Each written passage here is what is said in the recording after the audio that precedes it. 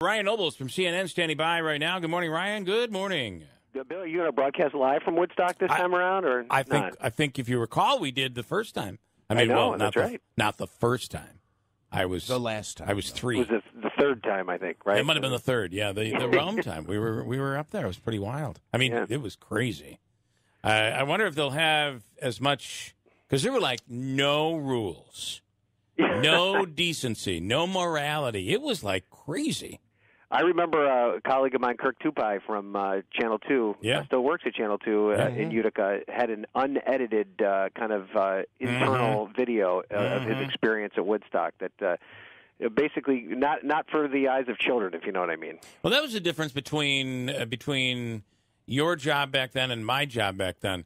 That was just for inside your video, but the stuff we put together, we just put right on the air. I mean, it was just wow. That's true. Well, our filter was a little bit more strict than yours was. That is true. Yeah. All right. And I wonder what the rules will be like at this one. My guess is they'll tell you we're going to have strict rules, and then when you get there, there will be no rules. So well, these festivals are a lot more managed than they used to be. That Fire Festival, those documentaries kind of demonstrate that Bonnaroo and the Burning Man and these things, they're like run by corporations now. Yeah. They do everything the right way. So it will be interesting to see how this new version of Woodstock plays out. So I'm reading a story right now, and I don't know who this is. 538. All sorts of publications out there, but they're calling on this would be an upset alert. Number 9 Baylor will defeat number 8 Syracuse. Oof. What do you think? I mean, the 8-9 matchup is the absolute worst matchup that you can get in the field. I don't think there's a worse seed in the tournament that you can get than being an 8 seed because you're not really a favorite because you're playing a seed that is essentially evenly matched with you. Yeah. And then if you win, the next round you're up against the number 1 seed in the bracket. And, I think the last time, if I'm not mistaken, that Syracuse was an 8 seed, you go back to the year that they played in Oklahoma. I think they played Oklahoma State, and the game was in Tulsa or something like that. And they were just a terrible performance and ended up bowing out in the first round. So, I'm nervous about this. I think Baylor's a kind of an up-tempo team, but I do think they might have difficulty with the zone. This Syracuse team in the last month or so has just been so impossible to predict. Yeah, well, and for that reason, I'm going to tell you, this all comes down to what Syracuse team is going to be playing in this tournament. Because if it's the Syracuse team that we've seen very competitive, and let's not forget the ACC is just tremendous. Three of the top the number 1 seeds are ACC teams, right? So, I mean, I think Syracuse has a much tougher schedule. And if the right Syracuse team shows, this is a team that could beat anybody in the country. So that would mean they beat Baylor.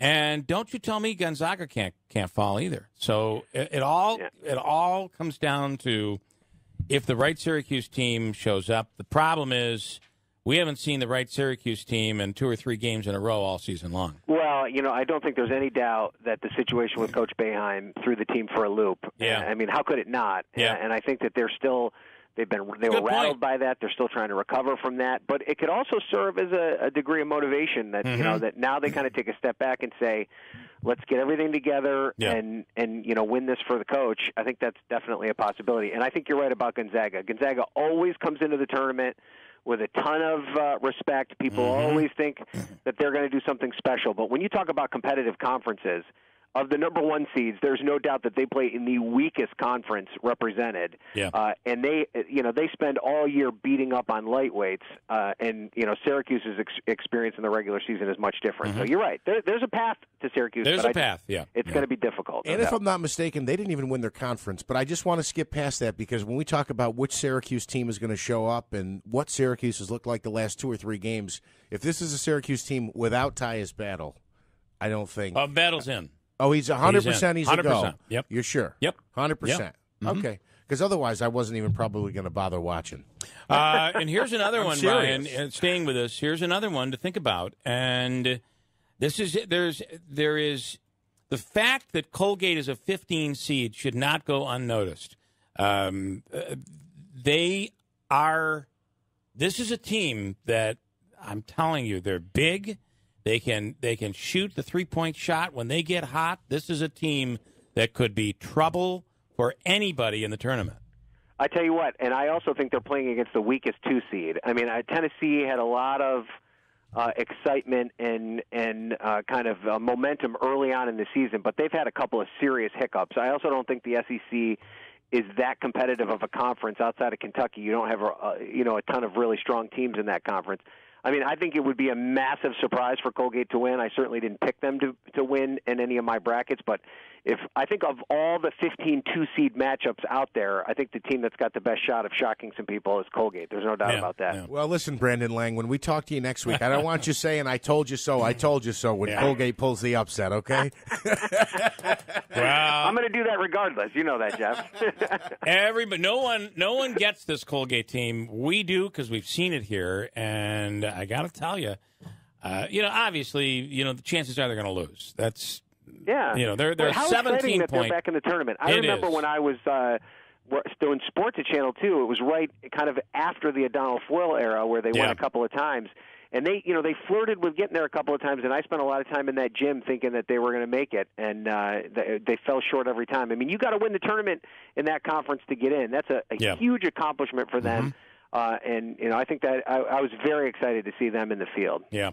All right, let's talk about another sport, and that is the sport of put-downs, because that's the game the president has been playing this week. I don't understand the John McCain thing. I'm sorry. It's despicable. It's disgusting. Even the people who are the most avid supporters of this president should be ashamed of what he's doing here. It's awful. I just don't understand why he has to keep finding ways to bring him up. I know. I mean, he's dead. Just let him go.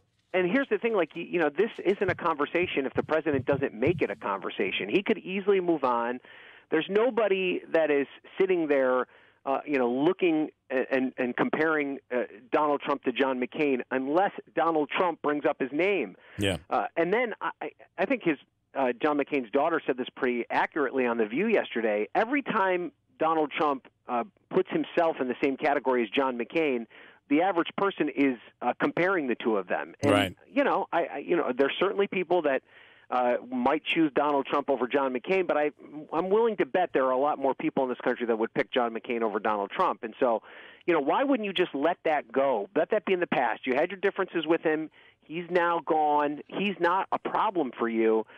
The idea that you would continue to invoke that and try and win this battle of respect and admiration with John McCain doesn't make a whole lot of sense to me, but he must think that this is something that gets his base fired up, so that's why he continues to do it. The thing that bothers me most is not Trump, because Trump is who Trump is. I'm done trying to figure out why.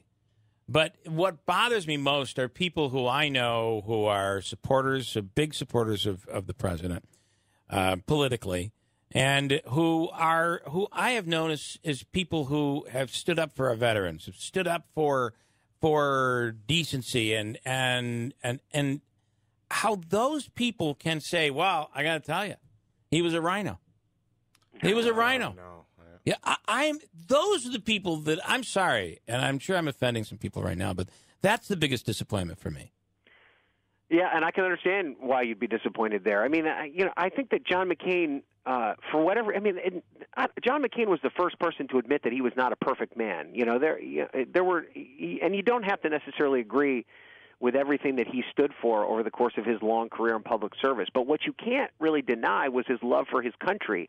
And even if he maybe didn't make the right decision every single time, he at least did it from a place of doing what he thought was right at any given time. And furthermore, I just continue to go back to this point of view that, he's no longer here to defend himself. And I don't think there's anything that displays someone's weakness when they attack someone who can't fight back. Yeah. And I think that's the situation that we have here with Donald Trump. And I think from the president's perspective, where he's making kind of a tactical error here, is every time he compares himself to John McCain, that's a comparison that he probably does not end up on the winning end of, and he doesn't seem to know, and he doesn't seem to care. And this is all coming off the fact that the president made his first visit to Vietnam. I know, yeah. Just That's right. a few weeks ago, right? Yeah. And how it can didn't you really bother to make note of the sacrifice made by McCain or others there. So I think it's just.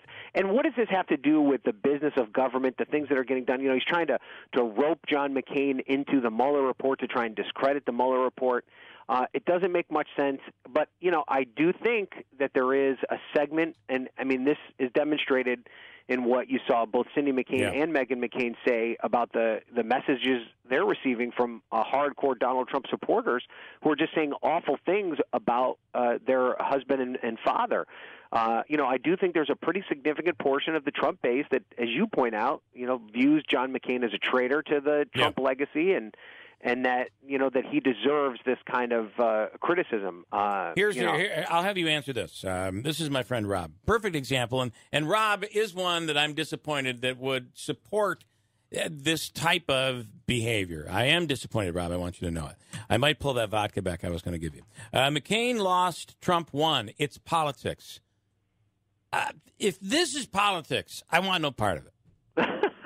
Well, what happened to being the gracious winner, right? I mean, there are plenty of examples in political history where, people win and lose elections, but they move on and find ways to work together. Look at the way that George H.W. Bush treated Bill Clinton after he lost and was really embarrassed to not be able to win a second term as the presidency. He became a counselor and an advisor to Bill Clinton. They ended up forming a very long and lasting friendship that I think was better for the country. John McCain may have lost a race for president, but he continued to be an elected member of the United States Senate, and that comes with it the rights, responsibilities, and the voice to speak up on the issues that you are concerned about. So Donald Trump never ran against John McCain. There was never a competition between the two of them. The right thing to do would have been to put those differences that they had aside and work for the betterment of the country, and we just didn't see that happen. And Rob, I'm not going to repeat the rest of the stuff because it's a junior high argument. It's but look what Obama did. Look at Obama did this. Come on, enough of that crap. You got to stop with that crap. It's so ridiculous. Okay, Mr. Kellyanne Conway. I mean, what must it be like to come home for dinner in that household? Well, let me just say this first, Bill, about that little knock that the president gave this morning when he described George Conway as Mr. Kellyanne Conway with the sole purpose of making someone think that that is somehow a negative connotation of a husband. I mean, if someone were to describe me as Mr. Kerry Nobles, I'd consider that the highest compliment. I think you would consider yourself being called Mr. Allison Keeler as the highest compliment. Well, that's what I call myself. My wife is my best thing about me. If you're telling me that being known as her spouse is how I'm going to be known as, that's the highest compliment ever. I completely agree. It's I am not who I am today had it not be for my wife. Both of your wives are the best thing that's ever happened to both of you. Mm-hmm. Right. But professionally, you are not known by Mr. Allison Keeler. And same thing for you, Ryan. I have 30 seconds, Ryan, and that's 60 seconds over the 30 seconds that I have. Quickly, where's the gain here, this battle back and forth, and what's he thinking? What's George Conway thinking, or what's President Trump thinking? George Conway. I mean, I think that George, if you saw the Washington Post article, he feels like this is his only outlet. He's frustrated by his wife's role in all of this. He does not like the president, and this is the only way he can kind of vent on it. I don't know if that's necessarily appropriate. I do think that he bears some culpability in all of this because he is putting his wife in a difficult spot. But I think it just shows how difficult this situation is and how there's really no exit plan. We'll do it again next week. Ryan, thank you.